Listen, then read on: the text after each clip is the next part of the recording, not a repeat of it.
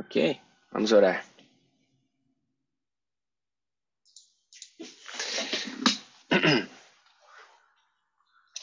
Senhor, muito obrigado por mais uma vez nos dar essa oportunidade de nos reunirmos através do Zoom, que esse estudo possa ser uma bênção para nossas vidas e que, ao considerarmos essas coisas juntos, possamos todos ver que o Senhor tem um plano especial para cada um de nós, que o Senhor tem uma verdade importante para ser revelada nesses dias e que o Senhor quer usar cada um de nós para realizar o teu trabalho aqui na Terra. Nós sabemos que anjos gostariam de estar vendo o que nós estamos vendo.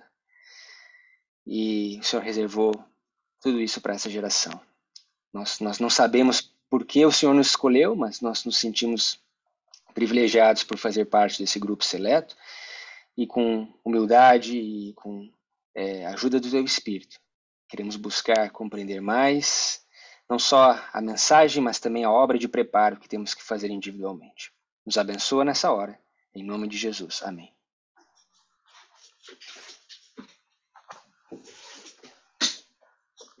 Ok. Bom, acho que a gente poderia começar aqui fazendo uma recapitulação breve do que a gente tratou semana passada. Eu queria colocar um gráfico aqui para vocês do que mais ou menos do que nós vimos e abrir para algum comentário, alguma pergunta, algo que a gente possa estar considerando juntos.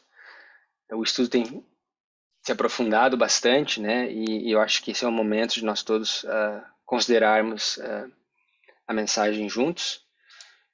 Então, vamos lá.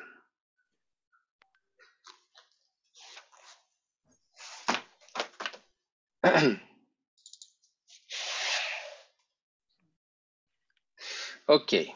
Então, esse aqui foi o gráfico final da aula passada, do estudo passado. Nós, basicamente, estamos estudando o verso 11 e 12 do capítulo 11 de Daniel. Nós chegamos, finalmente, né, no verso 11, que é a Batalha de Ráfia, entre o rei do sul e o rei do norte. Né? O que nós vimos de importante é que a Batalha de Ráfia, né, ela estava diretamente conectada com a batalha anterior entre o norte e o sul, que aconteceu no ano 222 a.C., que tipificava, como nós vimos, os eventos de 1989. Tá? Nós não temos tempo para entrar de novo nessa parte, mas nós passamos aqui 2 ou 3 semanas olhando sobre essa tipificação e como que os símbolos aqui não deixam dúvidas, né, de que existe um paralelo muito, muito importante aqui. Tá? E o que nós falamos semana passada é que a Batalha de Ráfia, na verdade, ela foi uma retaliação a essa vitória do Rei do Norte aqui em 222 a.C. Tá? Essa aqui é as Guerras dos Diáconos, né? Então, isso é muito importante, porque quando nós olhamos a nossa história, isso tudo indica que o que seja, que for que seja essa batalha para nós hoje, ela tem que estar em conexão direta com a batalha que nós vemos no verso 40, né, onde o rei do norte vem com carros, cavaleiros e muitos navios, né, e luta contra o rei do sul. E nós vimos que isso se cumpriu em 1979, a 91 com a queda da cortina de ferro, a dissolução da União Soviética, né, os embargos econômicos e militares e tudo mais nesses anos. Tá? Então, esse é o primeiro ponto importante. Certo? Alguma pergunta, alguma questão aqui?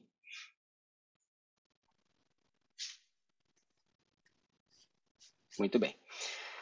Então, a segunda coisa que nós vimos é que a palavra ráfia, antes de entrarmos na história, a palavra ráfia por si, ela significa sarar, curar, restaurar. Tá? Isso é interessante porque é um indicativo que talvez a Bíblia queira nos falar algo mais aqui só com o significado dessa batalha. Nós não vamos entrar ainda nesse ponto, mas nós vamos ver que existem profecias que apontam aqui a um momento de cura, de restauração, especificamente de Israel, nos tempos do profeta, do rei Uzias. E nós vemos que a batalha de Ráfia está conectada com o rei Uzias também, é isso que nós vamos ver nessa tarde. Então, nós vimos também que a palavra Ráfia, ela vem da palavra Rafa, que era a região de Gaza, né? Na época dos diáconos, onde a batalha foi lutada. E aquela região era historicamente dominada pelos filisteus. Então aqui nós temos a conexão de Rafa com Gaza, batalha de Gaza ou a batalha de Ráfia, e era uma cidade dos filisteus. E aqui nós temos a conexão com os filisteus. E no livro de 2 Samuel nós temos uma história, por exemplo, dos parentes, dos irmãos de Golias, aquele gigante que Davi venceu, um filisteu, que eram gigantes também. Então, dentre os filisteus havia os rafanins, ou os gigantes, né, que tinham estaturas desproporcionais a mesmo os habitantes daquela época. Então, aqui nós temos a palavra Ráfia ligada com os gigantes. Tá? Isso é interessante porque a batalha de Ráfia foi a maior batalha das guerras dos diáconos. A história identifica como a maior, a grande batalha, onde inclusive elefantes foram usados no combate. Tá? Então aqui nós temos a conexão com os filisteus. E aí, claro, obviamente, os filisteus conectam a gente com os gigantes, Golias, a história de Davi. Então tudo isso são as conexões. Nós ainda não começamos a investigar o que isso significa ou que relevância existe isso para nós. Mas existe aqui uma conexão para a gente fazer. E também a gente fez uma conexão com Sansão. Sansão foi um juiz de Israel, era um gigante também, mas um gigante na força, não na estatura, mas na força, né? Onde Deus entra em aliança com ele, né? E ele tinha 7 tranças, e as 7 tranças do cabelo de Sansão era o símbolo da aliança. Interessante o número 7, né? Sendo o número simbólico da aliança que Deus faz com Sansão. E a força de Sansão vinha diretamente de Deus, não do seu cabelo, mas o seu cabelo era o símbolo, o token, né? A figura, né, ilustrada dessa aliança. Tá? E, obviamente, Sansão, ele lutou com os filisteus, inclusive foi capturado e cegado na cidade de Gaza, a cidade dos filisteus. Tá? Isso é interessante porque nós vamos ver agora, ao estudarmos a história de Uzias, que na batalha de Ráfia, no verso 12, o rei do sul ele começa uma grande perseguição aos judeus, especialmente os judeus que viviam na região que Ptolomeu controlava. E aqui nós temos na cidade de Gaza também Sansão sendo cegado, sendo perseguido, debochado. Só que é ali, naquele contexto, né, que com o passar de alguns anos, Deus restaura a força dele e ele derruba aqueles 2 pilares dos filisteus, né, e que simbolicamente, nós vamos ver quando a gente estudar a história de Sansão, simboliza os 2 pilares do inimigo, né, de Deus, que é chamado também as 2 obras mestre, né, the masterpieces of the devil, que é o paganismo e o catolicismo, ou a imortalidade da alma e a santidade do domingo. São as 2 obras mestre que ele criou nessa terra. Então nós vamos ver que existe uma conexão muito forte com a história de Sansão. Tá? E aí, por fim, nós falamos de Uzias. Nós vamos falar um pouco hoje da história de Uzias em conexão com a batalha de Ráfia. Vamos ver qual é essa conexão com a história de Uzias. Tá certo? Alguma pergunta, algum comentário?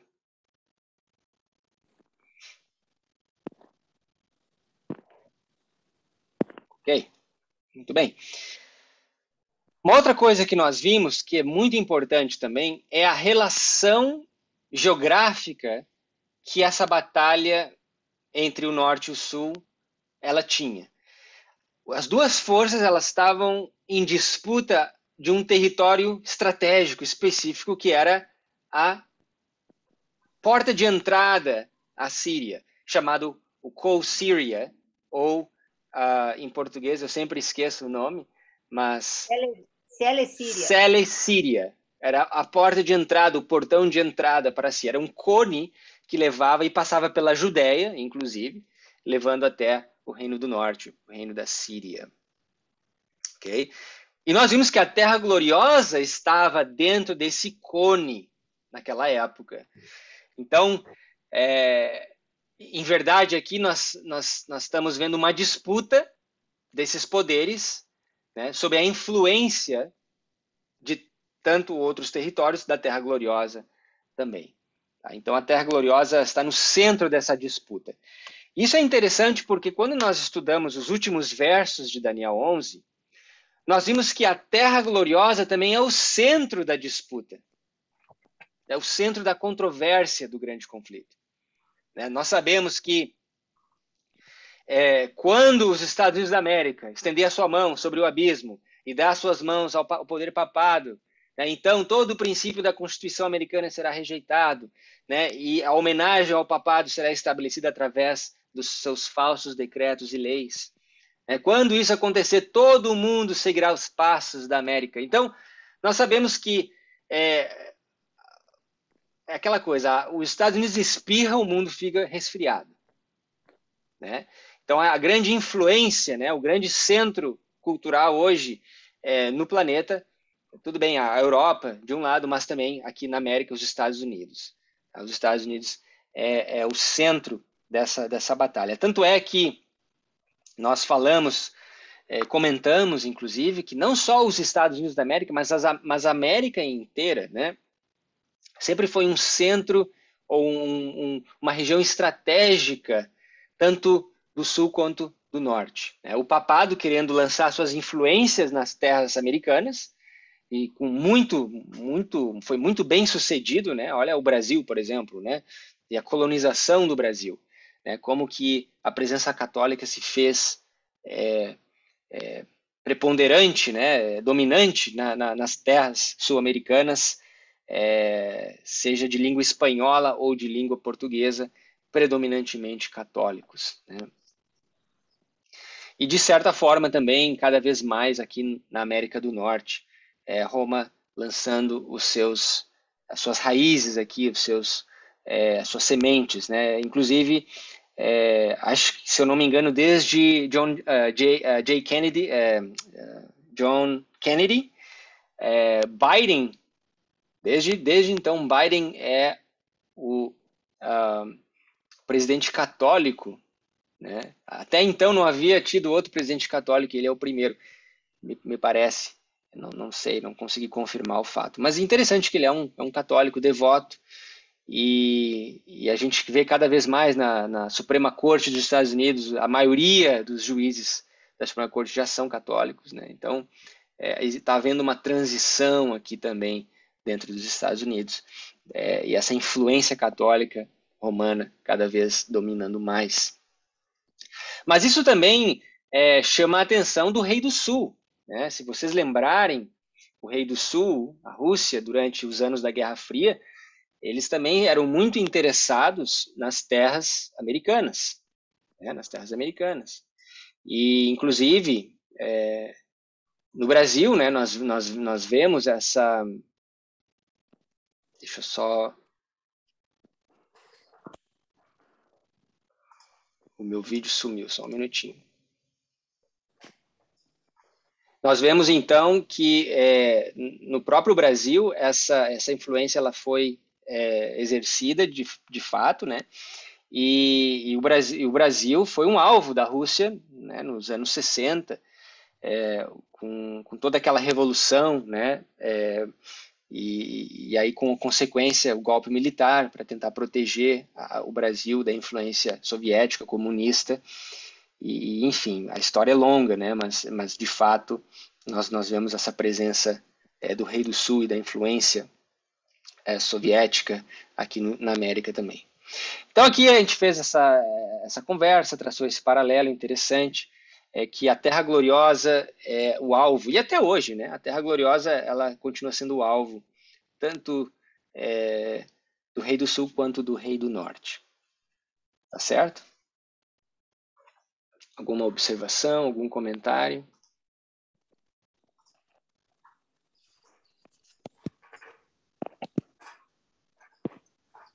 Ok. Bom, até aqui a revisão, tá?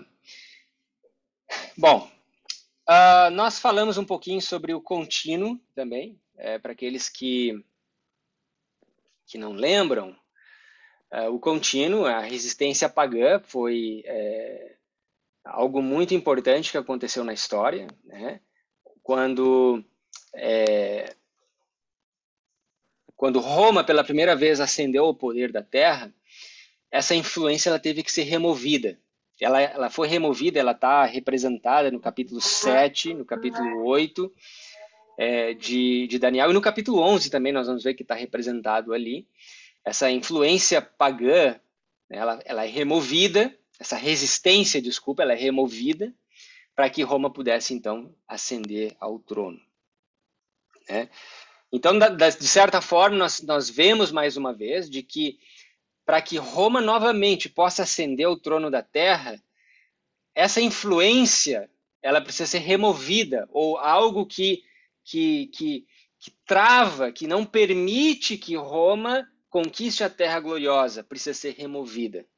Eu me lembro, há anos atrás, ler um livro pequenininho chamado O Dia do Dragão, onde ali falava que o socialismo soviético precisava ser removido para que Roma exercesse a sua influência no mundo, né? Lançasse de fato a sua soberania mundial.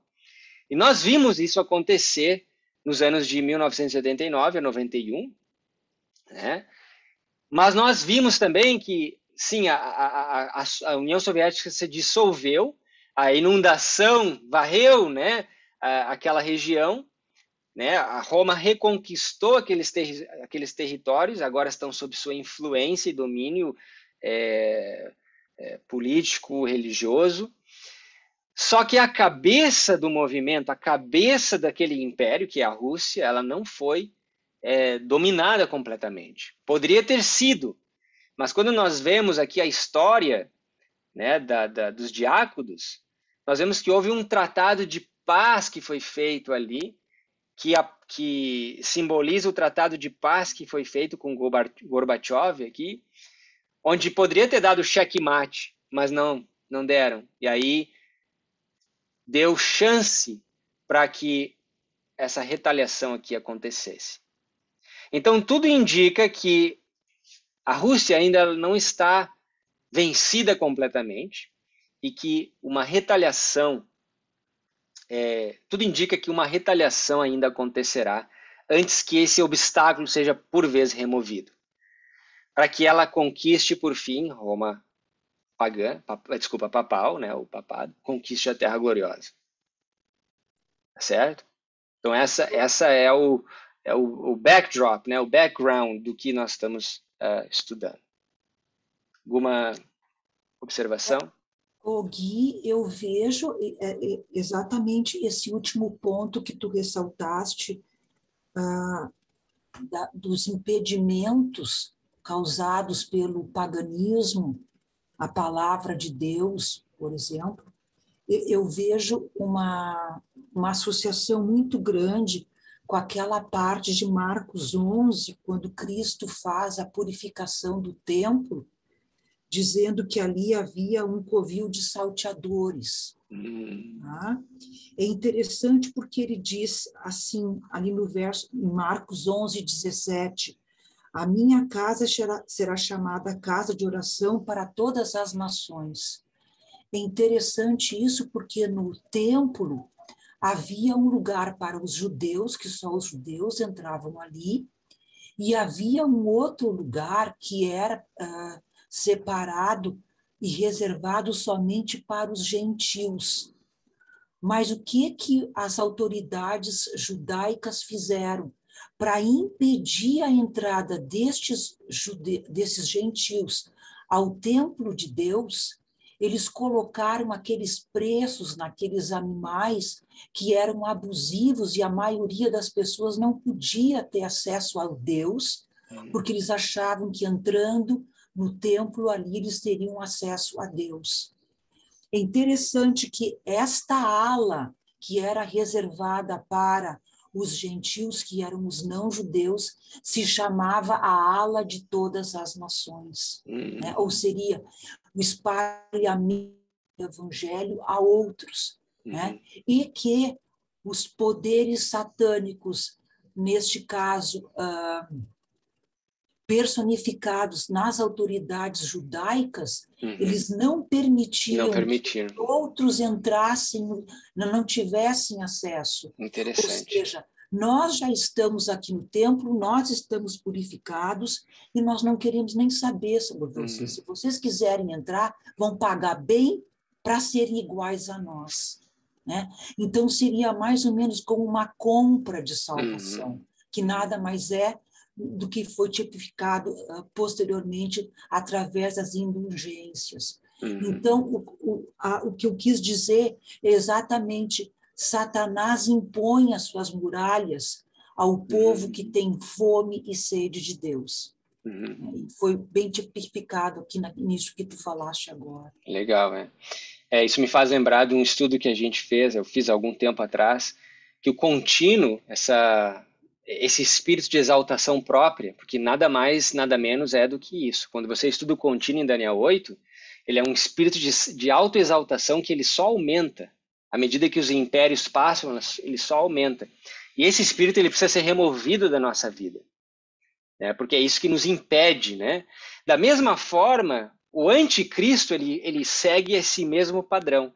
Para que o anticristo pudesse ascender o trono da terra, a resistência pagã, representada pelos povos arianos, que diziam basicamente que o filho e o pai não são a mesma substância, né? Um dogma católico que diz que o pai e o filho são da mesma substância. Na verdade, nós sabemos que eles são duas pessoas distintas, né? Um em propósito, em caráter, né? Mas duas pessoas, três na verdade, né? A divindade é composta de três pessoas distintas. Mas essa resistência ao papado precisava ser removida para que ele ascendesse ao trono da terra. E nós sabemos, trazendo agora para os nossos dias, que, e aqui a pergunta do Edivaldo, né, a pergunta que ele coloca é o que pode ser isso na nossa época, que tem que ser removido, tipo do contínuo na nossa época, né? Então nós sabemos que o papel que a França, Clovis, na França, o filho mais velho do papado, porque foi o primeiro, o rei dos francos, a dar autoridade a Roma e oferecer o seu próprio exército em prol dos romanos. Roma nunca teve um exército em si, né? Sempre teve que ter aliados para lutar a favor dele. Aquelas 7 nações europeias foram responsáveis por remover o contínuo. E quem que Clovis representa para nós hoje nessa ideia? Nós sabemos que quem são os cavaleiros, os carros e o poder militar do papado hoje? Senão os Estados Unidos da América, né? Como nós vimos no verso 40. Então, o poder americano cumpre o que Clovis cumpriu no passado. E Ellen White fala que a história do contínuo, da remoção do contínuo, ela se repetirá ao pé da letra novamente. Então a gente vê aqui nos nossos dias que essa resistência ela vai ser removida com a ajuda militar dos Estados Unidos. Que resistência é essa, se não a resistência do Rei do Sul? Que é a epífane do paganismo, né? Que é o ateísmo e o paganismo mesclados ali, né? Em ideologias, em ideias, né, que vem lá da Revolução Francesa. Então, Edivaldo, eu entendo que é esse obstáculo que falta. Como nós sempre aprendemos que para que Roma se torne o rei do norte, ela precisa conquistar 3 obstáculos, 3 áreas geográficas. E sempre foi assim, né? Nós temos papado na época antiga, desculpa, Roma pagã na época antiga, teve que conquistar a Síria, a Palestina, a Terra Gloriosa, e o Egito, o sul, né? Está lá em Daniel capítulo 8. O próprio Daniel 7 fala que o papado teve que remover os Érulos, os Vândalos e os Ostrogodos, as três resistências arianas. E o Roma moderna é o rei do sul, a Terra Gloriosa e o Egito. Então o rei do sul, nós, há um tempo atrás, achávamos que ele já tinha sido vencido lá em 1979. Só que ao olharmos as guerras dos diáconos, nós vemos agora, então, com mais clareza, que o tratado de paz feito com Gorbachev, que tipifica o tratado que Ptolomeu fez com Antíoco, deu força ao sul, a força suficiente para que o rei do sul não morresse e pudesse crescer e retalhar, enfim, aqui na batalha de Ráfia. Tá? Então, é esse mais ou menos o panorama, né? O cenário que nós traçamos até agora. Ok? Alguma outra observação? Eu não sei se estaria relacionado a isso, mas quando Daniel orava e depois ele foi falsamente acusado, ele orava sempre 3 vezes por dia, ele se colocava de joelhos, e era exatamente na hora em que se realizava o sacrifício diário em Jerusalém. Ele se virava para Jerusalém. E aí ele foi acusado injustamente por causa da adoração. Então, respondendo aqui à pergunta do Edivaldo, o que deve ser, na nossa época, o que tem que, né, o que tem que ser removido, eu acredito também que religiosamente é tirar dos crentes a verdadeira adoração através do decreto dominical, dos cumprimentos à lei de Deus. Uhum. Aí seria uma outra aplicação, né? Uma aplicação diferente, né? Diferente. Porque no caso seria negar, né? Seria negar aquele sacrifício que era feito, que Daniel sabia que, né, deveria ser feito em Jerusalém, né? Por isso que ele se virava para Jerusalém, né? E ele se ajoelhava exatamente na hora desses sacrifícios diários. Então, é interessante aqui porque existe uma confusão entre quando você estuda o contínuo, né? Uma confusão entre o contínuo e o sacrifício contínuo, né? A maioria hoje, infelizmente, só um pouquinho, vou deixá-las quietinhas.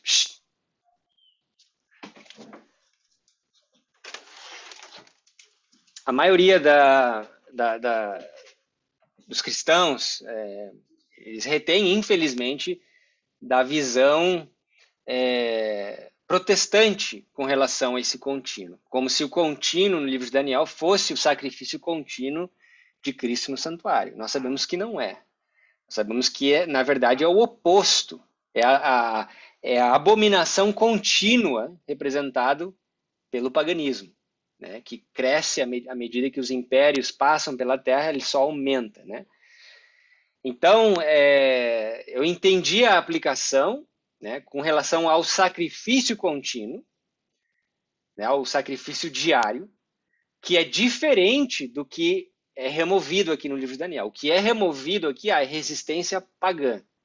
Tá? A resistência pagã que é removida. Então, eu só queria deixar isso claro para não ter dúvida para o pessoal aí.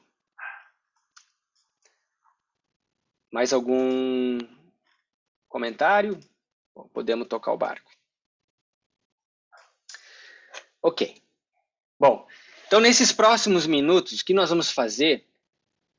Nós vamos olhar o verso novamente, o verso 11, porque tem algo no verso que me chama muito a atenção. Eu queria que vocês abrissem em Daniel capítulo 11 comigo, no verso 11. E queria que alguém lesse para nós o verso 11 e o verso 12 também.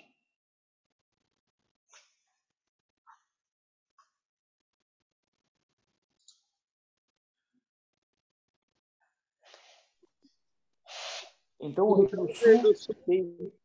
Opa, vamos lá. Então o rei do sul se exasperará e sairá e pelejará contra ele, contra o rei do norte. Este porá em campo grande multidão, e aquela multidão será entregue na sua mão. A multidão será tirada, e o seu coração se elevará, mas ainda que derrubará muitos milhares, contudo não prevalecerá. Bom, nós estamos falando sobre o contínuo, né? E olha só o que acontece no verso 12 aqui. Aqui diz que depois da vitória do rei do sul, o que acontece com o seu coração?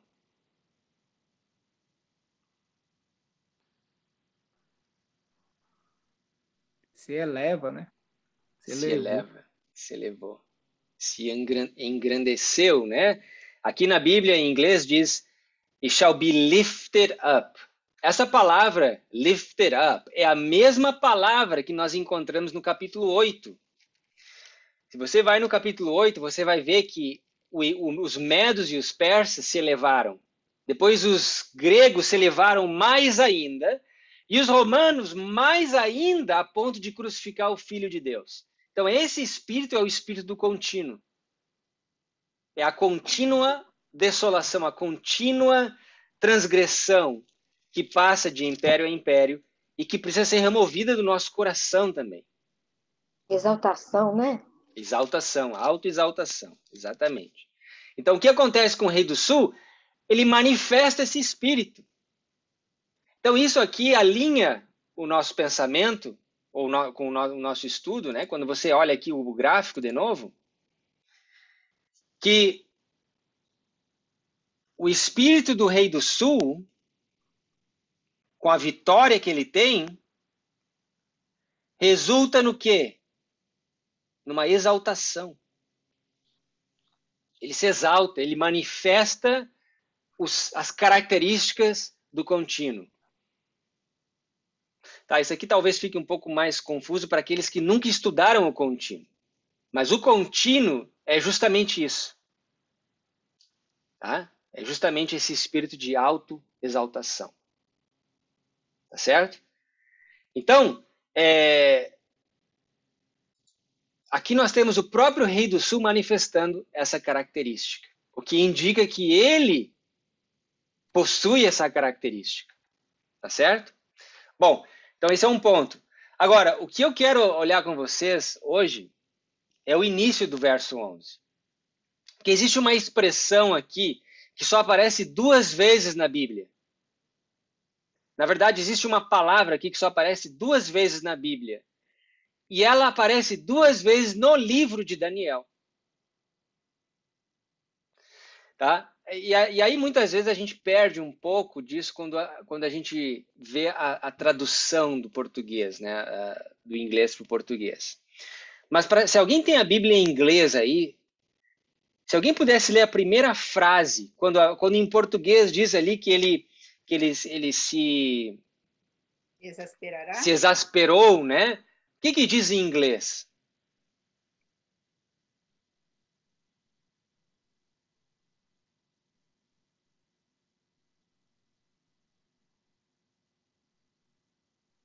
O que diz ali? Alguém tem a Bíblia? Sim. And the king of the south shall move do you say collar or choler? Collar. And shall come forth and fight with him, even with the king of the north. Essa palavra collar é cólera, né? Cólera. He shall be moved with cólera. Ele se moverá com cólera. Existe somente um outro lugar nas Escrituras que essa palavra aparece. E ela aparece no livro de Daniel, no capítulo 8. E olha só que interessante, porque a expressão ela aparece. Moved with choler. Numa outra passagem no capítulo 8. No verso 7. Abram comigo lá em Daniel, capítulo 8, verso 7. Vocês leram qual parte agora? O verso 11. Né? A primeira frase do verso 11. Ah, tá. Achei aqui. Tá? Agora, alguém pode ler para nós o verso 7 do capítulo 8, em português?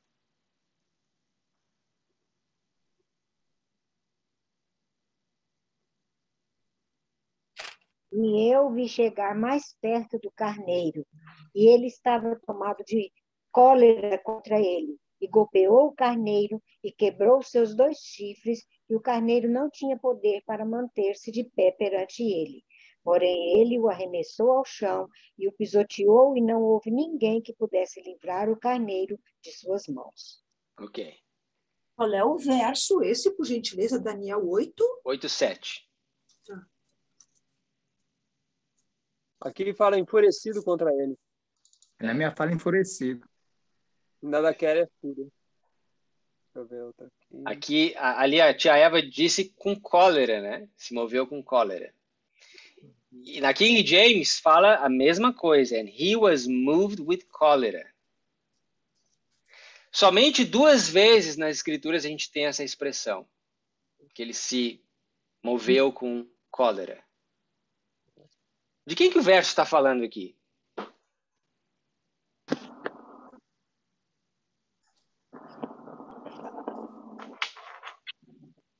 De Alexandre?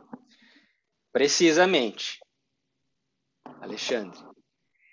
E o que Alexandre está realizando aqui com cólera? Conquistando a Medo-Pérsia? Atacando Exatamente, exatamente. Ele está conquistando a Medo-Pérsia. Tá? Então, essa é a história do verso 7. Tá? Todo mundo entende isso, né? Agora, veja bem. A Bíblia diz que ele se moveu com cólera. E ali conquistou, ele quebrou aqueles 2 chifres, os medos e os persas. As guerras dos diáconos aqui, como nós estamos vendo, o rei do sul se move com cólera, no verso 11.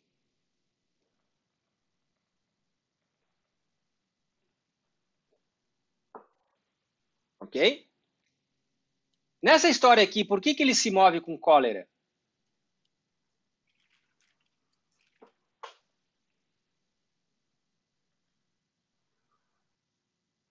Porque ele está indignado contra o que o rei do norte estava fazendo, os filhos, né, do rei do norte. Exato. É. Então, a gente vê que é uma relação direta ao que tinha acontecido alguns anos antes. Então, veja só, quantos anos nós temos aqui? Né? De 22 a 17. Mais ou menos o quê? Uns 5 anos. Então, foi uma retaliação imediata. Vocês podem perceber aqui, certo?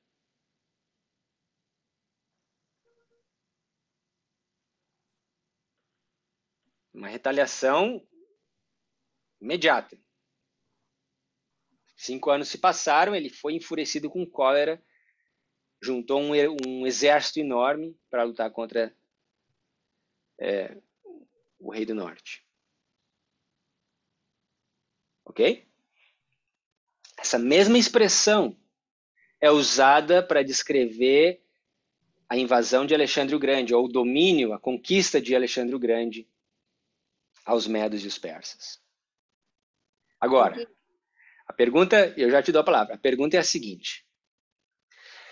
Ao nós começarmos o estudo do capítulo 11, ao estudarmos os reis da Pérsia, nós vimos algo muito importante, que eu lembrei vocês, anotem isso. Quando a Bíblia menciona Xerxes como aquele 4º rei, e depois a vinda de Alexandre o Grande, existe um período de aproximadamente 100 anos entre Xerxes e Alexandre o Grande. Só houveram 2 reis persas que conseguiram invadir a Grécia. O primeiro foi Dario, que foi o pai de Xerxes, Dario o Grande, né? E depois Xerxes tentou acabar o trabalho que Dario tinha começado. Os 2 foram derrotados na tentativa de conquistar o Império Grego-Macedônico. Mas eles conseguiram invadir Atenas, especialmente Xerxes, né? A história fala. E nós sabemos que a história, pelo menos, nos diz, e eu vou ler para vocês esse trecho, aqui que eu encontrei hoje em inglês, que diz assim, tá? Isso vem do history.com. Alexandre criou uma propaganda, uma campanha de propaganda de que os macedônios iriam invadir a Pérsia on behalf, né? Como se diz? Representando. Exato, representando os gregos, tá? Ou em nome de... Porque vocês lembram que a Macedônia era um império ao norte de Atenas, de Esparta, era um império separado, tá?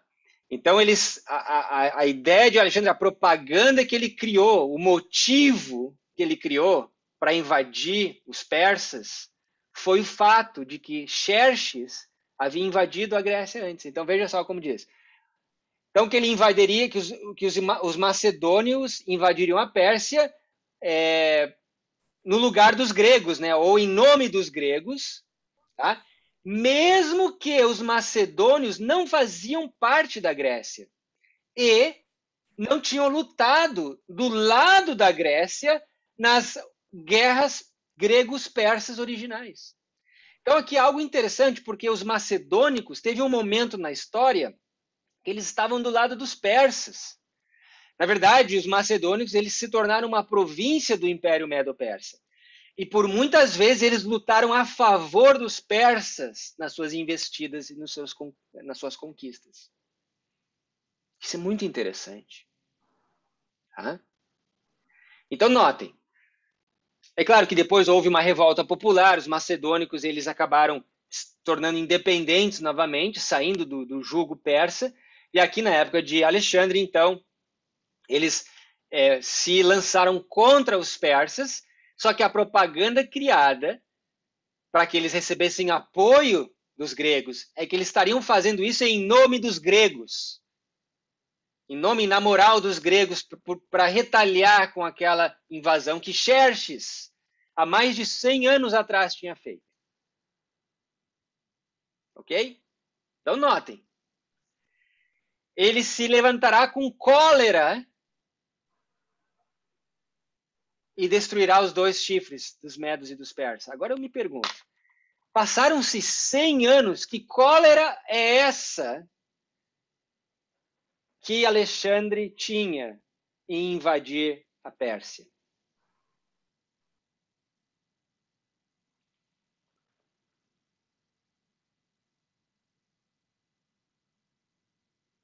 Por que essa cólera? Vingança? Vingança. Passaram-se 100 anos. Depois de Xerxes, não houve mais tentativa de invasão. A Pérsia, depois dessa tentativa de Xerxes frustrada, a Pérsia acabou se envolvendo em guerras civis e conflitos locais, e o seu império era vasto, mas eles nunca conseguiram mais se lançar contra a Grécia. Né? Passaram 100 anos. E aí Alexandre resolve, em nome dos gregos, criar ou fazer uma retaliação. E cria essa propaganda, essa campanha para buscar apoio. E é bem sucedido, porque a gente sabe que em 3 batalhas eles acabaram com o Império Persa. Então, o que eu quero que vocês pensem essa cólera, tá, que nós vemos no verso 11, ele se moveu com cólera. Aqui nós estamos falando de 5 anos. A retaliação rápida. Só que na história de Alexandre, que foi a expressão, nos levou à história de Alexandre, se moveu com cólera, a história de Alexandre é uma outra história. Aqui passaram-se anos, mas aquela cólera ainda estava engasgada. E quando finalmente saiu, veio com cólera e em 3 batalhas eles acabaram com os persas. O que isso quer dizer? Qual é a relevância disso? Todas essas conquistas eram por poder status, riqueza, a total negação de Deus, ou seja, a conquista dos bens terrestres, dos bens terrenos. Uhum. E aqui há um outro ponto importante. Os macedônios, eles, por vezes, eram aliados dos persas. E as primeiras guerras grego-persas, eles lutaram a favor dos persas. Só que chega um momento que há essa divisão, cada um vai por si agora, e agora eles se tornam inimigos. E Alexandre, engasgado, acaba então sendo movido por cólera e destruindo, ou atacando, né, o Império Medo-Persa. Eu não sei se soa o sino, né, ring the bell para vocês, mas para mim isso é algo muito interessante. Porque se nós olharmos para a nossa história, tá, e esse aqui é o punchline para nós, tá? O que acontecerá nesse ponto aqui, nós já sabemos que está completamente ligado com esse ponto aqui. O que aconteceu em 1989 está engasgado ainda, irmãos, amigos, na garganta da Rússia. É isso que a história está nos dizendo. Mesmo que tenham se passado anos se passaram, mas o que indica aqui é que ainda está engasgado. E a propósito, a Rússia, por algum momento, já foi aliado a Roma e aos Estados Unidos? Sim. E a guerra? E a Segunda Guerra Mundial? Que eles se aliaram para derrotar os nazistas. Yogi, tem um detalhe que a Medo-Persa, ali naquele verso dos 2 chifres, né, a gente sabe que os Estados Unidos é representado, né, por 2 chifres. Uhum, exatamente. Gui, Fala, Edivaldo. Tem um comentário que passou no histórico referente à Primeira e Segunda Guerra Mundial. Quem sai destacado nessa Primeira e Segunda Guerra Mundial sempre é os Estados Unidos e a União Soviética. Isso aí se mostra esses dois, quem se destacou, né, durante essa... Os Estados Unidos aparece, né, surge, e a Rússia também sai se destacando. Exatamente. Na verdade, a Rússia foi a grande vencedora da Segunda Guerra. Foi a Rússia que destruiu os nazistas, não foi os Estados Unidos. Não foi a Grã-Bretanha, foi a Rússia. É só olhar na história. Eles foram os grandes vencedores da guerra. Guerra se ganha no chão. Tanto é que o Afeganistão foi um fracasso. Começou por ar e nunca conseguiram ganhar a guerra no chão. Mas os russos, eles derrotaram o regime nazista e eles saíram os grandes vencedores. Os Estados Unidos levou a fama por causa das bombas, que não precisavam ter lançado, mas lançaram, foi uma propaganda também, né? Mas o ponto aqui é que eles tinham se aliado um momento histórico e agora já não eram mais aliados durante a Guerra Fria. E aí vem uma guerra entre eles, né? Então, o ponto aqui, e é por isso que eu voltei à história de Alexandre, é porque a Bíblia, ela nos conecta o verso 11, pela expressão se moveu com cólera, com a campanha de Alexandre. E o único ponto aqui que para mim é relevante é o fato de que tinham se passado anos, tá? Mas aquilo ali ainda estava engasgado na goela dos macedônicos. Tá?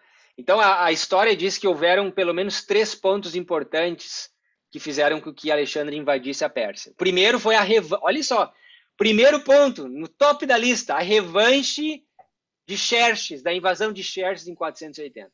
A história nos fala isso. Uma revanche, estava engasgado. Tá?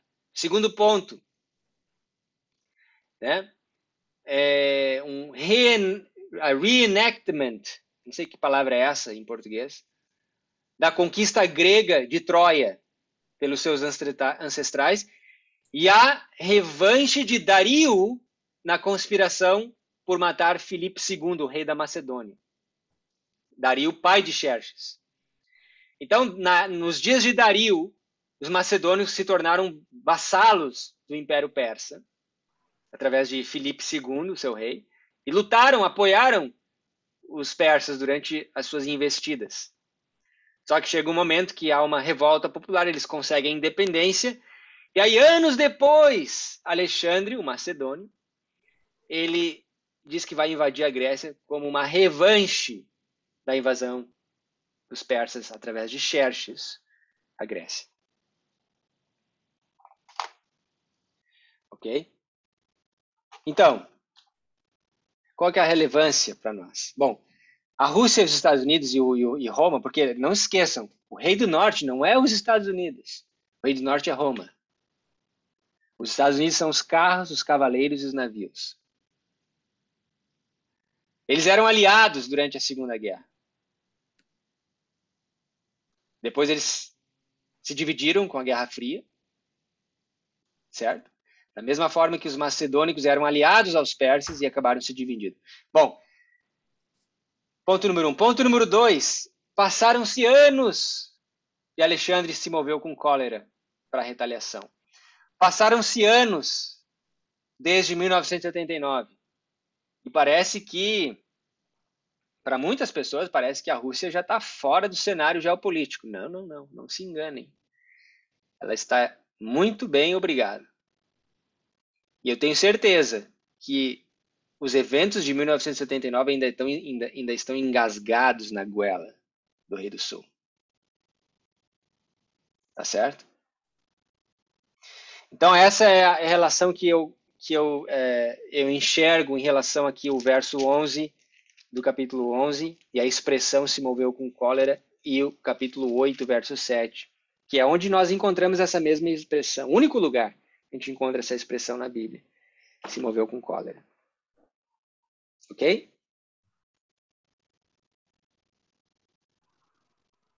Bom, algum comentário, observação?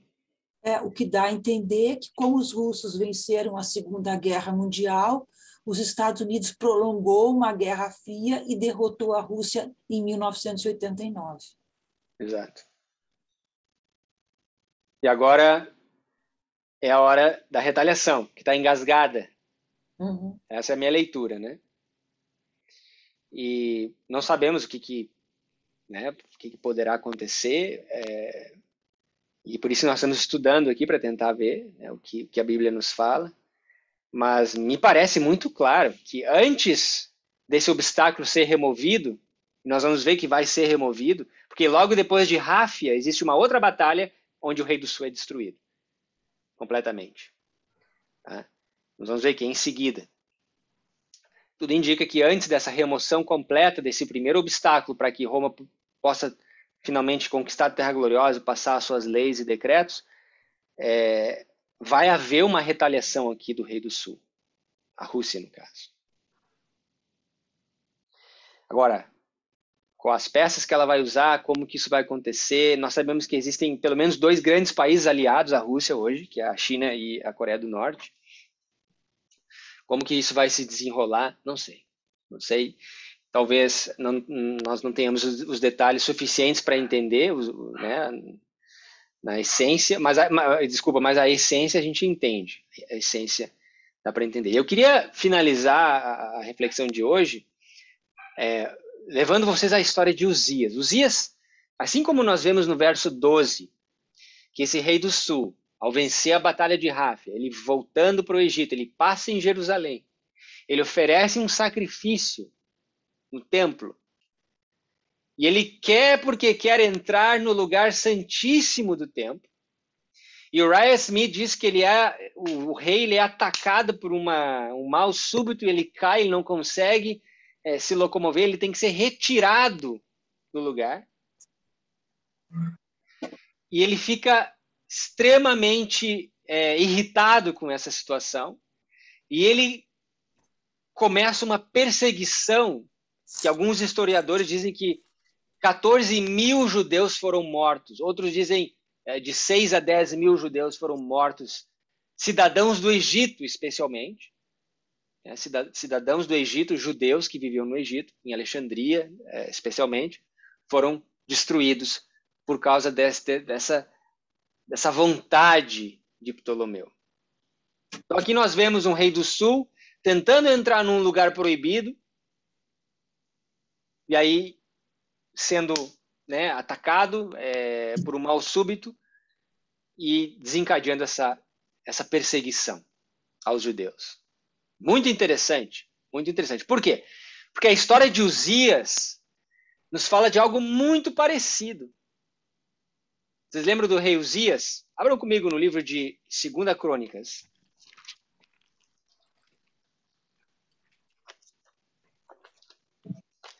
Capítulo 26. E aqui nós vamos ler alguns versos, para a gente não precisar ler o capítulo inteiro, você pode ler depois do seu tempo. Eu queria que alguém lesse o verso 1 para nós. Alguém lesse o verso 6. Tá? E depois alguém lesse do verso 11 ao 15.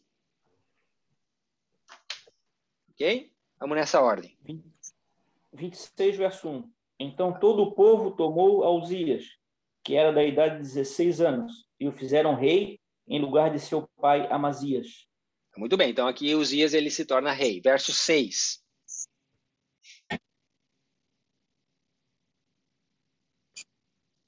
Porque saiu e guerreou contra os filisteus, e quebrou o muro de Gate, o muro de Jabené, e o muro de Astote, edificou cidades em Astote entre os filisteus. Olha que interessante. Aqui nós temos aqui o rei do sul lutando contra os filisteus em Gat e na região dos filisteus. E nós sabemos que a batalha de Raf, ela se dá na região dos filisteus também. Uzias era o rei de Judá. Judá era o reino do sul. Então aqui nós temos um rei do sul lutando contra os filisteus também. Ou na região dos filisteus. Tá? Ok, verso 11 a 15.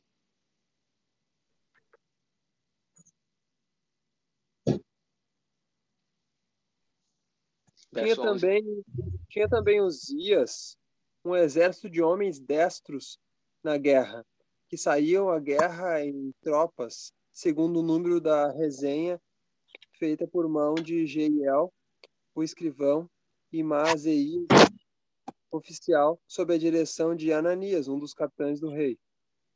O total dos chefes dos pais, homens valentes, era de 2.000. E debaixo das suas ordens havia um exército guerreiro de 307.500 homens, que faziam a guerra com força belicosa para ajudar o rei contra os inimigos. E preparou Uzias para todo o exército escudos, lanças, capacetes, braças e arcos, e até fundas para atirar pedras. Também fez em Jerusalém máquinas de invenção de engenheiros que estivessem nas torres e nos cantos para atirarem flechas e grandes pedras, e propagou a sua fama até muito longe, porque foi maravilhosamente ajudado até que se fortificou. Até onde? Até o verso 15. Certo, então. Agora vocês me digam, o que chama atenção nesses versos, do 11 ao 15, para você?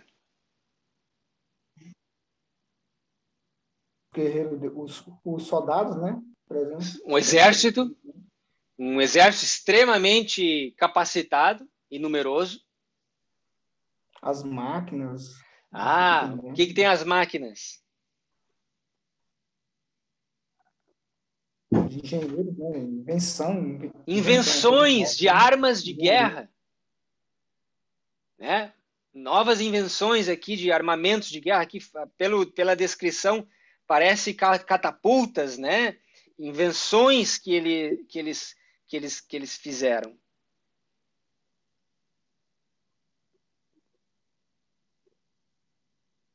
Certo? Interessante, né? Bom, verso 16. até o verso 19. Alguém pode ler para nós?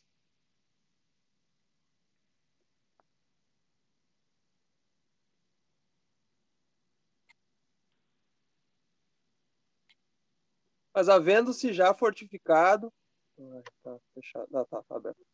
Fortificado, exaltou-se o seu coração até se corromper e transgrediu contra o Senhor seu Deus, porque entrou no templo do Senhor para queimar incenso no altar. Pausa, Júlio. O que nós lemos ali no verso 11? O que aconteceu com o coração dele? Verso 16. Verso 16, desculpa. Exaltou. Se exaltou. He was lifted up. É o mesmo princípio do contínuo. Se exaltou. Exatamente o que aconteceu com Ptolomeu. Aqui nós vemos acontecendo com Uzias. O coração se exaltou. Ok? E aí ele entra no templo, não para oferecer sacrifício, mas para oferecer o quê? Incenso sobre o altar. Tá? Olha só que interessante. Tá? Pode continuar, Júlio. Porém, o sacerdote Azarias entrou após ele, e com ele 80 sacerdotes do Senhor, homens valentes, e resistiram ao rei Uzias e lhe disseram: a ti, Uzias, não compete queimar incenso perante o Senhor, mas aos sacerdotes, filhos de Arão, que são consagrados para queimar incenso. Sai do santuário, porque transgrediste, e não será isso para a honra tua da parte do Senhor Deus? Então Uzias se indignou e tinha o incensário na sua mão para queimar incenso. Indignando-se, ele, pois, contra os sacerdotes, a lepra lhe saiu à testa perante os sacerdotes na casa do Senhor, junto ao altar de incenso. Ok. Pode ler o 20 e o 21 também. Então o sumo sacerdote Azarias olhou para ele, como também todos os sacerdotes, e eis que já estava leproso na sua testa, e apressadamente o lançaram fora, e até ele mesmo se deu pressa a sair, visto que o Senhor o ferira. Assim ficou leproso o rei Uzias até o dia da sua morte, e morou por ser leproso numa casa separada, porque foi excluído da casa do Senhor. E Jotão, seu filho, tinha o encargo da casa do rei, julgando o povo da terra. Muito bem, obrigado. Então veja só que interessante, né? O coração se exalta, ele entra dentro do templo, quer oferecer sacrifício não, incenso perante o altar. E aqui diz que uma banda de sacerdotes vai atrás dele, dizendo, não. Da mesma forma que aconteceu com Ptolomeu, você pode olhar no livro de Uriah Smith, está lá descrito, né? Que ele tem que ser carregado do santuário. Só que aqui nesse caso, acontece que o quê? Ele está lá com o incensário na mão e, de repente, começa a aparecer lepra na sua testa. E aqui há algo muito interessante, porque existe um historiador do primeiro século chamado Josifus. E de acordo com Josifus, o que causou a lepra em Uzias foi um terremoto. Houve um grande terremoto naquele momento, e a parede do templo, ele conta, que se rachou, e entre a parede do templo veio um raio de sol que pegou bem na testa de Uzias e começou a dar lepra na cabeça dele.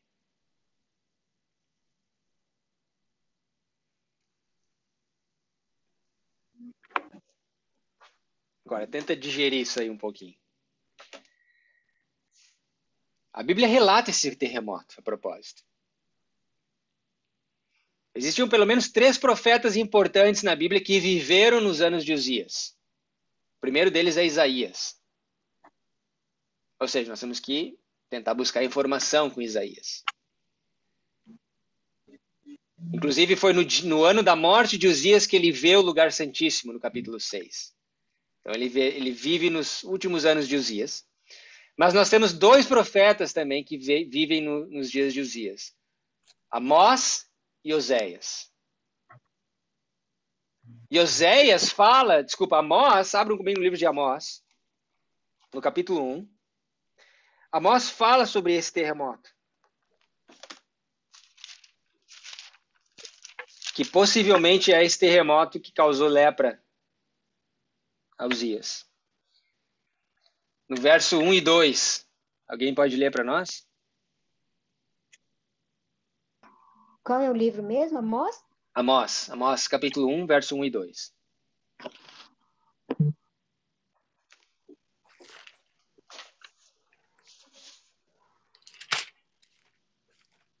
Palavras de Amós, que estava entre os pastores de Tecoa, sobre o que ele viu a respeito de Israel nos dias de Uzias, rei de Judá, e nos dias de Jeroboão, filho de Joás, rei de Israel, 2 anos antes do terremoto. Disse ele: o Tá Senhor ótimo, tá brama ótimo. de... Tá ótimo, verso 1 tá ótimo. Tá ótimo. Então notem o terremoto aqui, nos dias de Uzias. Isaías também, e alguns historiadores acham que o que Isaías viu no capítulo 1, aquela destruição que ele vê no capítulo 1, foi a destruição causada pelo terremoto dos dias de Uzias. Ok? Se você olha o capítulo 1 no seu tempo, lá você vai ver. Né? Isaías, aqui no capítulo 1, ele começa, né, nos dias de Judá, Jerusalém, nos dias de Uzias, Jotão, etc. Ezequias, né, rei de Judá. Então Isaías viveu nesses dias também. E ele fala sobre a desolação no capítulo 1, e alguns historiadores acreditam que sim, é uma profecia para os últimos dias, mas baseado no terremoto que tinha acontecido nos dias dele. Bom, e aí, o que isso tem a ver, né? Terremoto abre uma rachadura no templo, vem um sol e dá uma marca na testa de Uzias.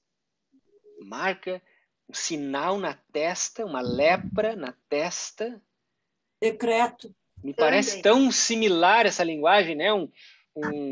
Uma marca, uma lepra, marca da besta, uma marca na sua testa, né? Uma lepra. Causado pelo sol. O sol do Sunday Law, né? Sunday Sacredness na testa. E ali ele é derrotado, ele morre leproso. Né? Então, quem sabe, essa exaltação que a gente vê na história de Uzias, realmente é uma referência à exaltação na história de Ptolomeu, aqui nos Diáconos, onde ele vai, ele recebe essa punição, né, ao sair do templo, e ele, por causa disso, ele começa uma perseguição tremenda aos judeus. Uma perseguição tremenda aos judeus. E ali ele recebe, então, ele é conquistado, e nós vamos ver que ele é conquistado logo em seguida, 2, 3 anos depois da Batalha de Ráfia. Seleuco consegue juntar um exército ainda maior e vem e esmaga Ptolomeu e acaba com ele, por fim. Né? E ele morre leproso, como Uzias, né? Simbolicamente, claro. Né? Nós não vemos a lepra nos tempos de Ptolomeu, mas nós vemos que ele caiu com um mal súbito. O livro de Uriah Smith nos conta, aqui na página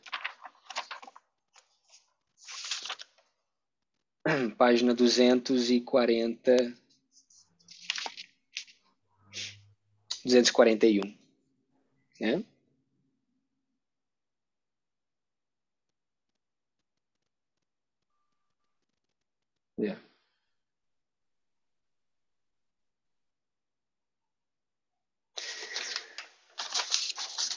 Então é isso. Então aqui, até agora, me parece que a gente está olhando só a pontinha do iceberg, né? Olhamos a história de Uzias, a questão da cólera, fizemos algumas conexões e dando ainda mais força para o argumento de que essa retaliação ela estará ligada aos anos de 1989. Aquilo que está engasgado na garganta da Rússia desde então. Né? E me parece que dá mais força esse argumento. Ok? Semana que vem nós vamos continuar, então.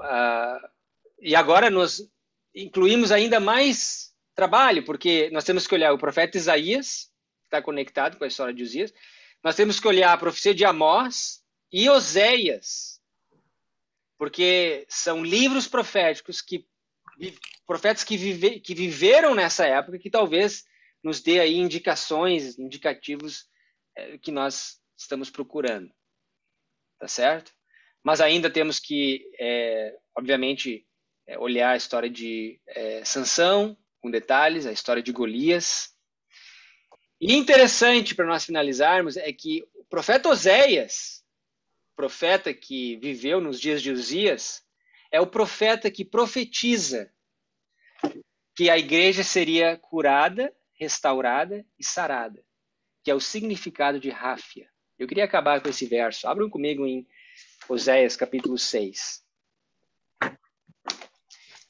Oséias, capítulo 6. E alguém lê para nós do verso 1 ao verso 3, por favor.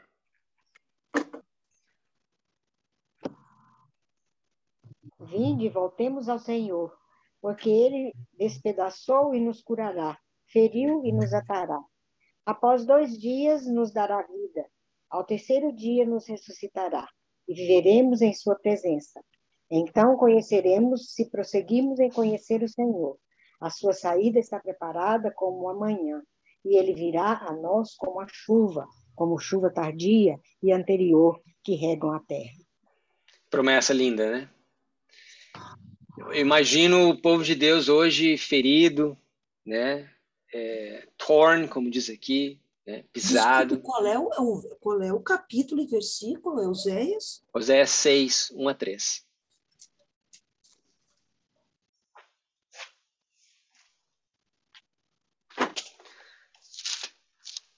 O povo de Deus despedaçado, ferido, as feridas abertas, né?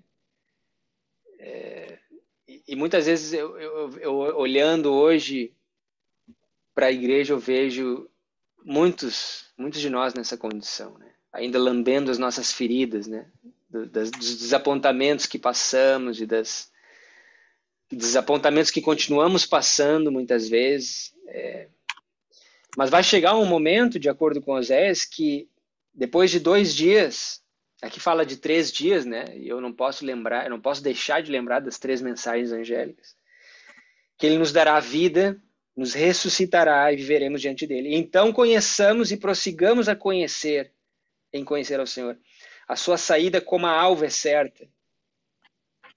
Ele virá a nós como a chuva serôdia que rega a terra. É a chuva serôdia que faz esse processo de restauração, de cura. Né? Eu acho que a esses dias que nós devemos focalizar, né? Os dias em que Deus vai curar o seu povo, curar suas feridas, e nós vamos ser colocados diante dele para finalizar esse trabalho. Algo que talvez hoje nos parece tão improvável, né? Tão difícil, especialmente com o que aconteceu nos últimos 2 anos, mas aqui, conectado com a palavra Ráfia, nós temos o livro de Oséias, que viveu nos dias de Uzias, que está conectado com a experiência de Ptolomeu, durante a batalha, ou pós-batalha de Ráfia. Essa promessa muito bonita. Tá bom, gente? Era isso que eu tinha para nós hoje. Alguma consideração final? Alguma pergunta? Não.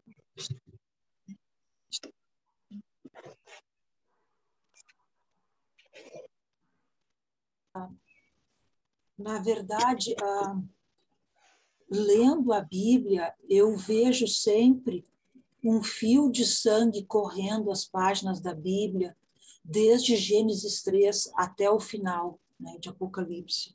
Uhum. Se nós examinarmos algumas Bíblias, elas têm um fiozinho vermelho de cetim, Uhum.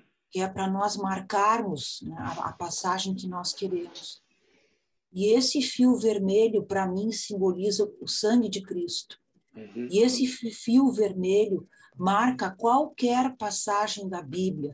Talvez aquela passagem que nos transformou, talvez aquela passagem que nos manteve de pé nos dias difíceis, talvez aquela passagem que seja, quem sabe, o nosso verso favorito. E algumas Bíblias têm essa simbologia. A parte lateral da Bíblia é em vermelho. Eu não sei se vocês têm uma Bíblia assim. Ou seja, esse sangue de Cristo cobre todas as páginas da Bíblia e a letra preta do nosso pecado é transformada através desse sangue no branco das folhas. É isso que Cristo promete, que nós não teremos, né? Nós seremos alvejados no sangue de Cristo. Ele promete isso lá em Apocalipse, né? E nós seremos novas criaturas. Existe um verso na Bíblia que é considerado o resumo da Bíblia, que é João 3,16. Esse verso que Cristo, né, que inclui todo pecador, né? Então, se nós pudéssemos fazer né, espremer a Bíblia, seria esse o verso que resumiria de capa a capa qual a função de Cristo na Terra. Mas, para mim, existe também um livro na Bíblia que sintetiza qual é a missão de Cristo na Terra.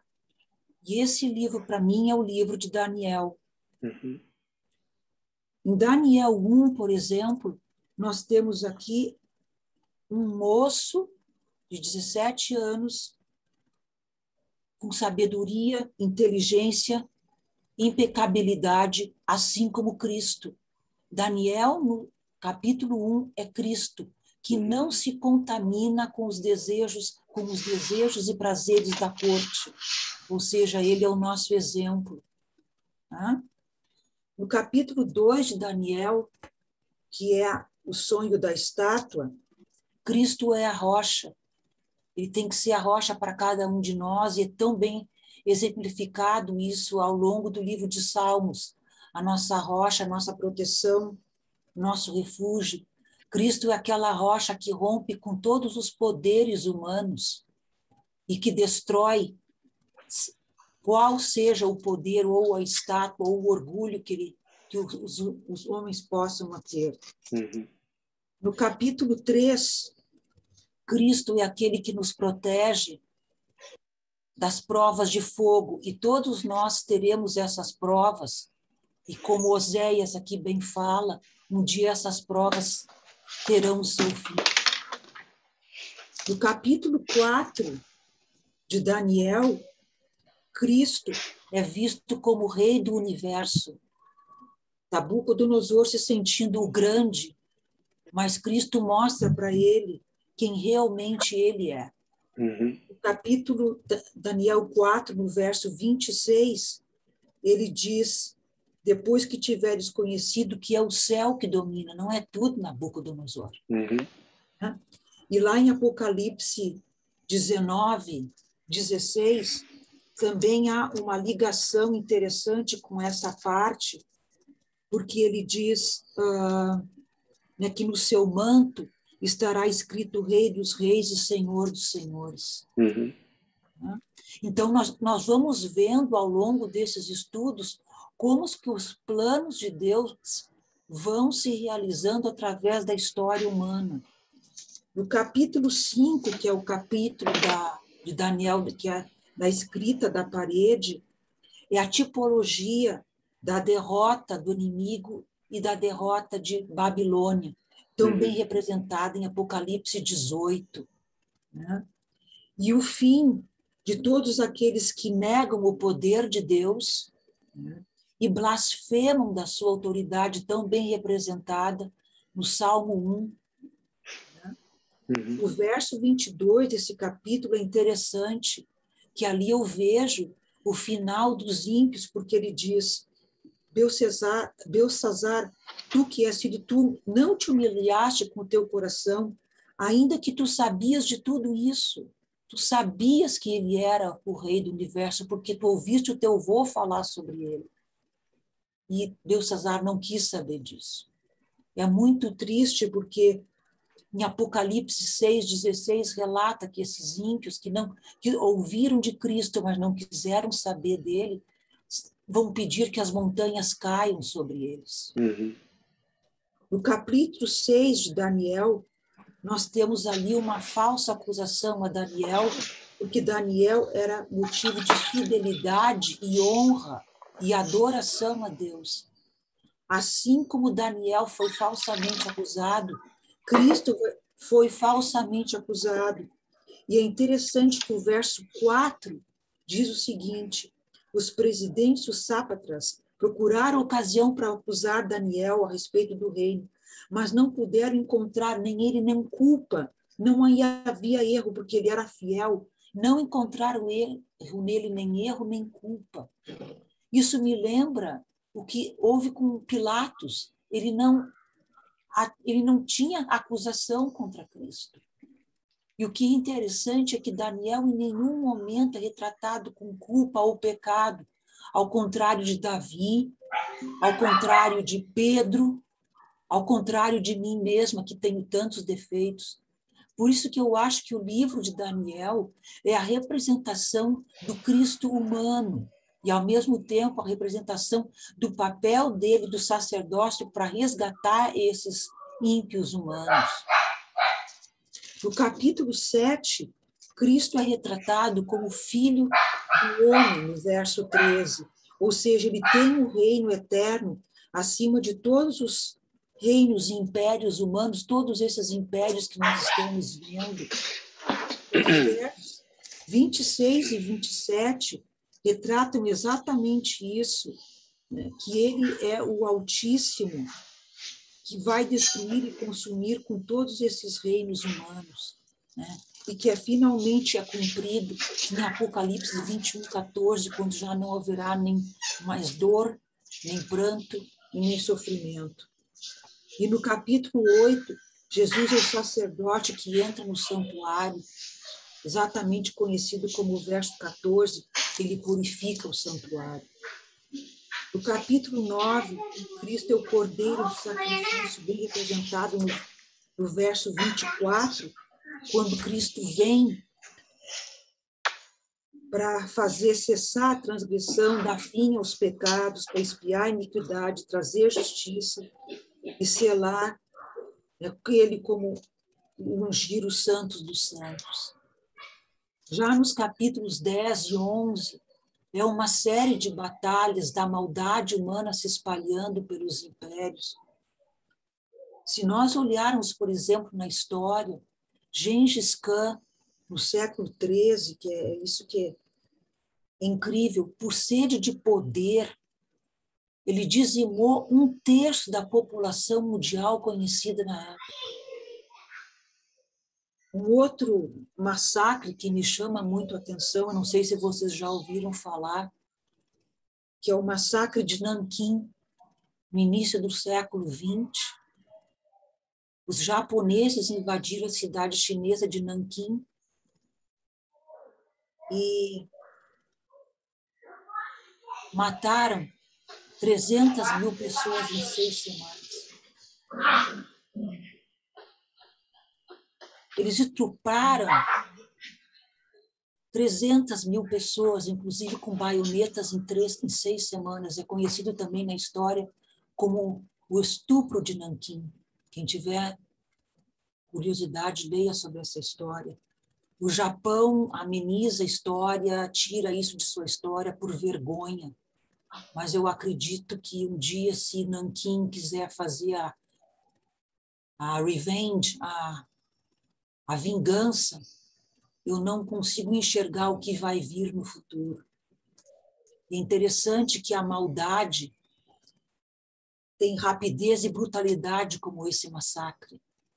E os americanos copiaram as táticas de Gengis Khan e usavam essas técnicas na Guerra Fria e também ainda hoje no século XXI. E no capítulo 12, né, de Daniel, Cristo, então, é o fulgor do firmamento, como diz o verso 3. E interessante que o sangue de Cristo derramado uma única vez salvou o sangue derramado de tantas milhões de pessoas que foram mortas injustamente por causa dessas guerras até hoje.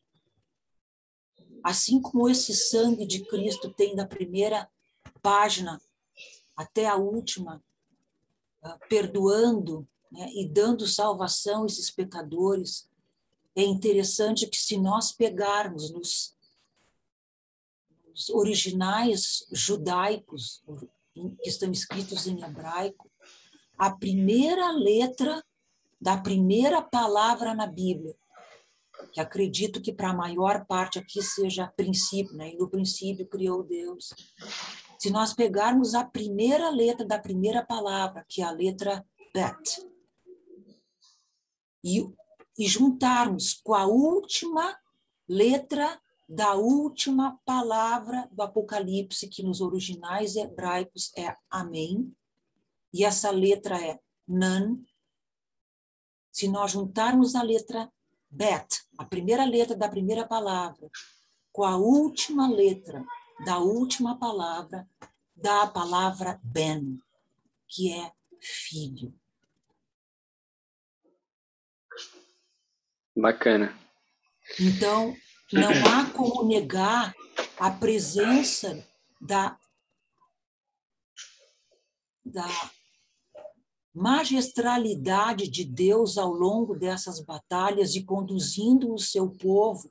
Quantas provas mais Deus vai ter que dar para convencer que Ele é o Rei e que nós devemos honra, glória e louvor a Ele. Eu fico muito triste que, com todas essas provas, as pessoas ainda procuram o prazer no mundo. Interessante que o livro de Daniel chama Cristo como Filho do Homem, né? E os judeus sabiam disso. Quando Cristo andou por nós e ele disse que o Filho do Homem é Senhor do sábado, por exemplo, que o Filho do Homem tem autoridade não só para perdoar pecados, mas para dizer levanta e anda, toma tua cama e anda. Eles sabiam muito bem o que aquilo ali representava. Então, Cristo é o autor do livro de Daniel, Cristo ele é o centro do livro de Daniel, e o livro de Daniel simboliza Cristo, mas também simboliza a experiência do povo de Deus, que deverá refletir o caráter de Cristo nos últimos dias. Vamos orar então, irmãos.